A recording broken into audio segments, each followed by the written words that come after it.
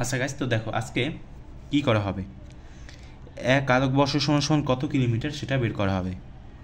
এক আলোকবর্ষ তো কীভাবে বের করতে হবে? হ্যাঁ, বের করা যাবে, কিন্তু একটু সমস্যা হবে।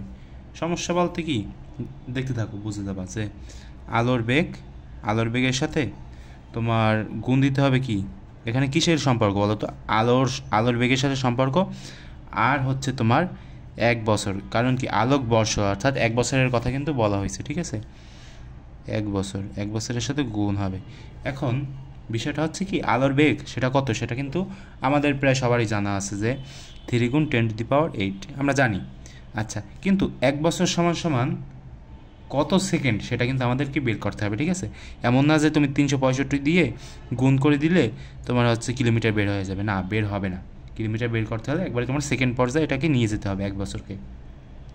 তো 365 দিন, তো এটাকে তুমি যদি এখন দিনে আনো তাহলে কী হবে, 24 দিয়ে গুণ করতে হবে। তো 24 দিয়ে গুণ করলে এটার বিষয় আলাদা, ঠিক আছে? 3 × 10⁸ এটার জায়গায় থাকুক, আমরা হচ্ছে এগুলো নিয়ে একটু কাজবাজ করবো। 1 বছরকে একবার সেকেন্ডে নিয়ে আসবো।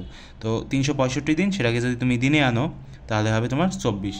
আচ্ছা, 24 থেকে যদি তুমি এটাকে ঘন্টায় আনো, 24 ঘন্টা মানে এই যে এত দিনকে যদি তুমি ঘন্টায় আনো তাহলে কী হবে, 60 দ্বারা গুণ হবে। তো এখন মনে করো যে তুমি 60 দিয়ে যদি তুমি সেকেন্ডে আনতে চাও তাহলে হবে আরও একটা 60 দিয়ে গুণ।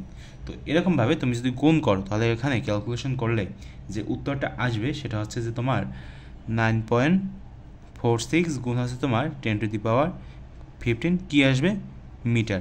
এখন ভাই, আমরা কি এটা মিটারে বের করব?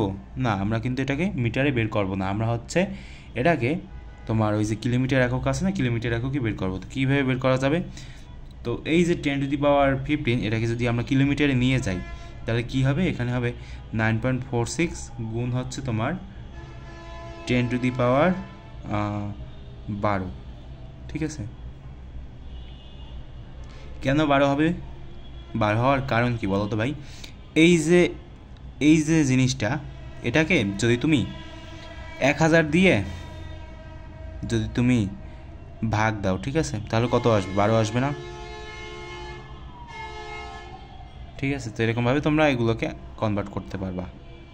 তো কত কিলোমিটার আসলো, যে 9.46 গুণ 10⁻12 কিলোমিটার, এটা হচ্ছে আমার কিলোমিটার এককে। এক আলোকবর্ষ সমান কত, মানে কত কিলোমিটার সেটা।